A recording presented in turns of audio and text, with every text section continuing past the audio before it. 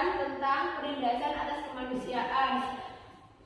Di sini saya Mutia Abdullah akan menjelaskan tentang penembakan misterius pada tahun 1980-an. Penembakan misterius atau sering disingkat Petrus adalah suatu operasi rahasia pada masa pemerintahan Soeharto atau Orde Baru pada tahun 1080-an untuk menanggulangi tingkat kejahatan yang begitu tinggi pada masa itu.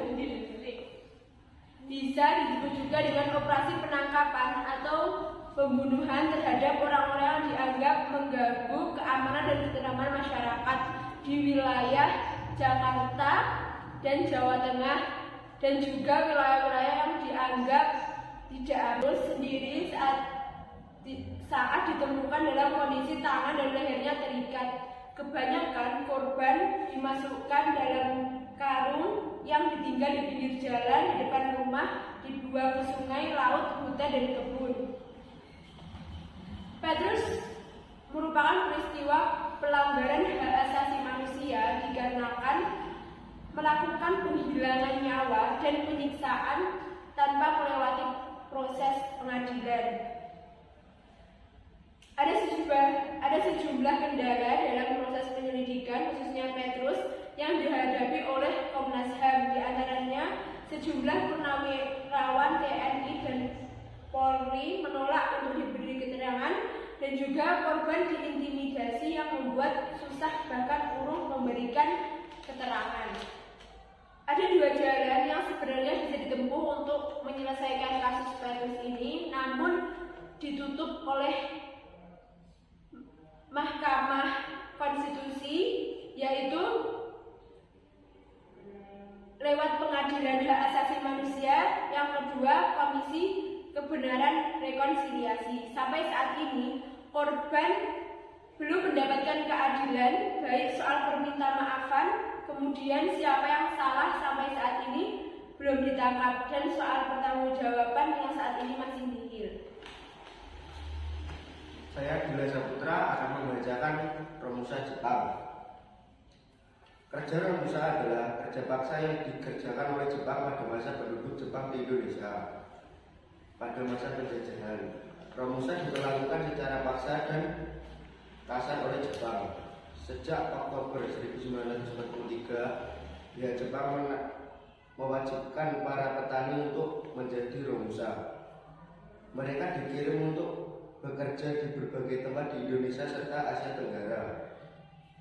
Jumlah Romusa diperkirakan berkisar antara 4 hingga 10 juta orang. Romusa berlangsung selama 3 tahun, dari 1942 sampai 1945. Awalnya dilakukan secara sukarda dan dipekerjakan tidak jauh dari tempat tinggal. Namun sistem tenaga kerja mulai dipaksa kepada keluarga wajib menyerahkan anak lelakinya untuk bekerja. Tujuan Jepang melakukan tanah paksa atau Romusa yaitu untuk persiapan Perang Asia Timur Raya, memenuhi kebutuhan tentara Jepang. Berakhirnya Romusa ketika Jepang menyerah kepada sekutu. Kehancuran yang disebabkan oleh bom atom di kota Hiroshima dan Nagasaki serta ancaman dari Uni Soviet membuat Jepang sadar bahwa kekalahan sudah tidak dapat dihilangkan. Akhirnya pada 14 Agustus 1945, Kaisar Jepang Hirohito memutuskan untuk menyerahkan tanpa syarat kepada sekutu. Dan selanjutnya saya Alyamia akan menjelaskan tentang pembunuhan Munir. Munir Said-Tariq dilahirkan tepat pada 8 Desember 1965 di Kabupaten Batu, Jawa Timur. Saat kuliah di Universitas Brawijaya Malang, Munir tercatat aktif di Asosiasi Mahasiswa Hukum Indonesia, Forum Studi Mahasiswa untuk Pengembangan serta sebagai aktivis Himpunan Mahasiswa Islam (HMI). Pada tahun 1998, Munir ikut mendirikan Komisi untuk Orang Hilang dan Korban Tindak Kekerasan (Kontras) dan pernah menjabat sebagai Direktur Imparsial.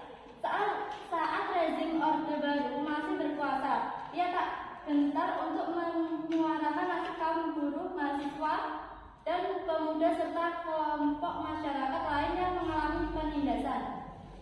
Pada 7 September 2004, nasib malang dialami Munir saat sedang melakukan penerbangan menggunakan pesawat Garuda Indonesia. Ia tewas karena racun arsenik. Munir tewas dibunuh karena membawa dokumen penting seputar pelanggaran HAM, seperti kasus Talang Sari, penculikan aktivis 1998, hingga kampanye hitam pada Pilpres 2004. Pengendalian operasi Badan Intelijen Negara yang diduga terlibat dalam kasus pembunuhan Munir, namun BIN yang sudah menyangkal lembaga yang dipimpinnya mengincar Munir.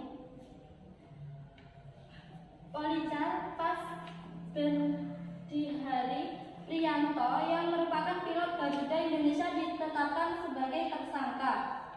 Majelis Hukum Pengadilan Negeri Jakarta Pusat memutuskan ia bersalah dan menghukumnya 14 tahun penjara pada 12 Desember 2005.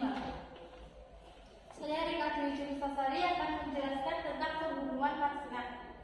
Marsinah adalah salah satu karyawan PT Catur Putra Surya yang aktif dalam angkat aksi unjuk rasa buruh sampai dengan tanggal 5 Mei 1993. Marsinah masih aktif dalam kegiatan unjuk rasa dan perundingan hingga pada tanggal 5 Mei sidang tanpa Marsinah 13 buruh yang dianggap menghasut untuk unjuk rasa dikirim ke Kodim Sidoarjo.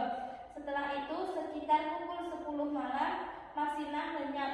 Mulai tanggal 6, 7, 8 keberadaannya tidak diketahui sampai akhirnya ditemukan telah menjadi mayat pada tanggal 8 Mei 1993. Di pengadilan, Yudi Susanto divonis 17 tahun penjara dan rekannya dihukum berkisar 4-12 tahun.